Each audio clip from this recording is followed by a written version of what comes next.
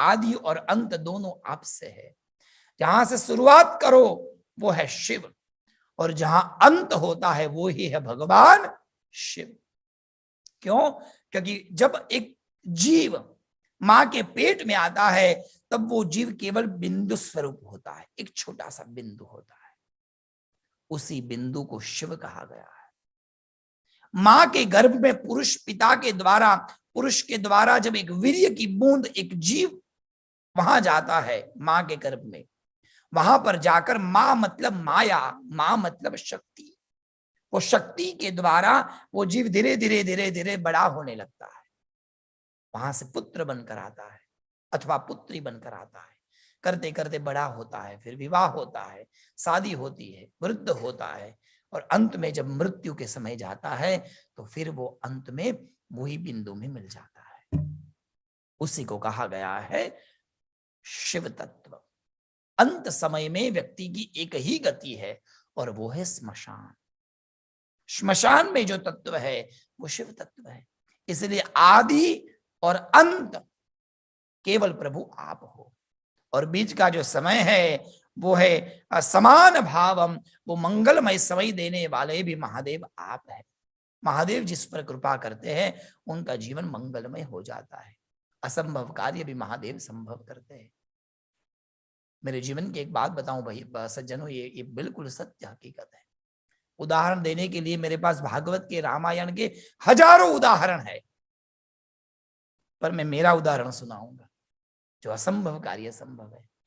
बनारस में जब मैं पढ़ता था, बीए पास करके मास्टर में जाना था, भरने के लिए पैसे नहीं थे मेरे पास, 2 दिन बाकी, और विश्वनाथ के दर्शन करने के लिए रोज रोज जाते थे हम, पर 2 दिन बाकी थे, और यदि नहीं भरेंगे तो मास्टर में एडमिशन नहीं होगा, फीस नहीं भरेंगे तो यूनिवर्सिटी में। पैसा था नहीं उस समय, और घर पे फोन किया था तो कहा भेज देंगे, पर उस समय तो ये जिले विले था नहीं, तो मनी ऑर्डर भेजते थे तो टाइम लगता था।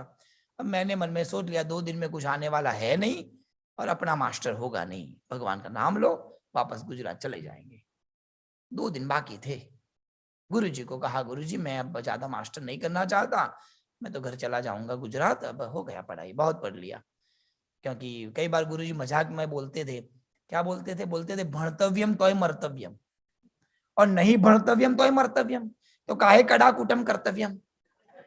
तो मैंने वही गुरुजी की बात उनको सुना दी। गुरुजी देखिए आप ही तो बोलते ना भणतव्यम तोय मर्तव्यम, हम नहीं भर्तव्यम तोय मर्तव्यम, काहे कड़ा कुटम कर्तव्यम। तो कहा बात क्या है, क्यों नहीं पढ़ना है? मैंने कहा घर से पैसा मंगाया है, अभी आया नहीं है।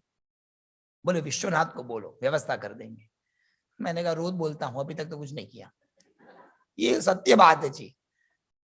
बोला दिल से कहो, रोज कहते हो पर दिल से नहीं कहा होगा। अब ठीक है, उस समय ज्यादा इतना सीरियस नहीं थे, बोल दिया तो चले जाते थे ऐसे ही। तो मैं ऐसे ही मंदिर में गया दर्शन करने, बाबा विश्वनाथ के जो रोज जाते थे, उस दिन शाम को फिर से गया, दर्शन किया और कहा बाबा जी, बोले बाबा पैसा भरना है, मास्टर नहीं हो पाएगा, क्या करे, व्यवस्था कर देना। इतना बोल के हम परिक्रमा करके बाहर मैं निकल रहा था।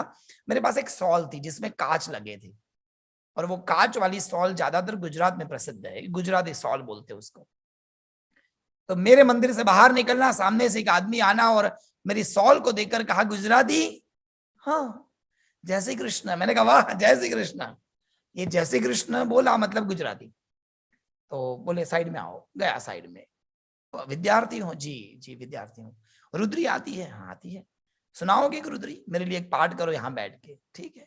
मंदिर में कोने में बैठकर मैंने पाठ कर दिया उनके लिए, और कहा कि दक्षिणा मैं आपको बाहर जाके वहां से एटीएम से निकाल के देता हूँ। ठीक है।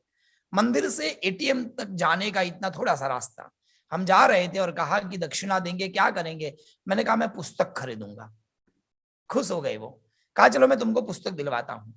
अब गए और चौखम्बासुर भारती करके एक पुस्तकालय है, वहां जाकर मैंने पुस्तक खरीदी। तो मैंने मास्टर का जो कोर्स की जो बुक्स आती थी वो खरीद ली। तो पूछा उन्होंने कि क्या क्या है, मैंने बता दिया मास्टर में करने वाला हूँ। और तो बोले कब से शुरू होगा? मेरे को वो तो पता नहीं कब से शुरू होगा, अभी पुस्तक ले ली मैंने, व्यवस्था कर दी। बोले क्यों? मैंने कहा इस बार मास्टर नहीं हो पाएगा, नेक्स्ट ईयर करूंगा। क्यों? मैंने कहा घर से पैसा मंगाया अभी आया नहीं है। तुरंत उसने कहा आप मुझे पहचानते हो ना? बोले मैं गुजरात यूनिवर्सिटी का वाइस चांसलर हूं। मैंने कहा मैं तो सालों से यहाँ, मैं कैसे पहचान सकता हूँ। तब उसने कहा कि बेटा आज के बाद तुम जितना भी पढ़ोगे पैसा मैं दूंगा, एक बस। तो मैंने कहा नहीं नहीं इतना नहीं चाहिए। तब उनका जवाब ये था, ठीक है बेटा सब विश्वनाथ की कृपा है। और जब उन्होंने कहा विश्वनाथ की कृपा है, तब वो जो गुरुजी ने कहा था कि विश्वास से भगवान को कहो, भगवान कर देंगे साहब, हम कहते हैं पर विश्वास से नहीं कहते।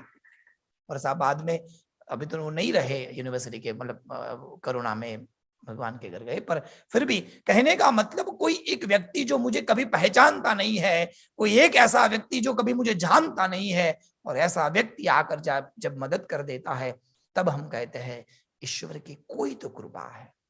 और वो कृपा आती है ईश्वर की आराधना से, ईश्वर की भक्ति से, उनके मंत्र जाप से।